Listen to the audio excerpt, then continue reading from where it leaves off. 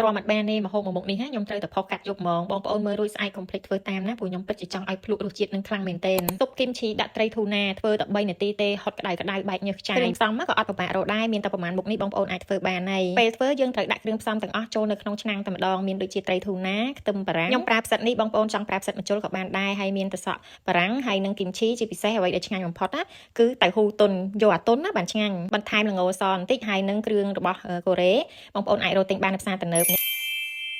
បន្ទាប់មកចាក់ទឹកចូលប្រហែលជាកន្លះលីត្រហើយដាក់ដាំវាឲ្យពុះកុំរងាស់វាយូរដាក់តាមមកពុះទៅគឺបានហើយខ្ញុំធ្វើលឿនណាដោយសារខ្ញុំប្រើឆ្នាំងអគ្គិសនីកុងឈីនេះអានេះតែមួយផ្លេតគឺវាឆាប់អាចយកស្ងោរឆាជៀនចំហុយនំប៉័ងអីក៏បានដែរគឺអត់ជាប់បាតទេបងប្អូនត្រូវការអាចកំងខ្ញុំបានណាមានតម្លៃពិសេសជូនហើយនេះតែមួយផ្លេតគឺរួចរាល់ហើយខ្ញុំភ្លក់ទៅវារៀងស្ទើរសាបតិចដោយសារតើដាក់គ្រឿងអញ្ចឹងហើយក៏បន្ថែមជាមួយនឹងអំបិលផ្កាឈូក1ស្លាបព្រាកាហ្វេហើយនឹងម្សៅស៊ុបខ្នុរ1ស្លាបព្រាកាហ្វេដែរកុំភ្លេចយកគីមឈីណាដែលជូរខ្លាំងបានដាក់ទៅវាឆ្ងាញ់ណាបងប្អូនវាជូរជ្រះហ្មងហើយចុងក្រោយគឺយើងគ្រាន់តែរយតែម្ទេសកូរ៉េនឹងចូលបន្ថែមទៀតទៅអានឹងដាក់ច្រើនក៏ឆ្ងាញ់ដែរវារៀងហឹលតិចណាមុខនេះហាសន្យាជាមួយបងប្អូនគឺឆ្ងាញ់ខ្លាំងសម្រាប់អ្នកដែលចូលចិត្តរសជាតិបែបកូរ៉េអីគឺលេខ1ហ្មងណា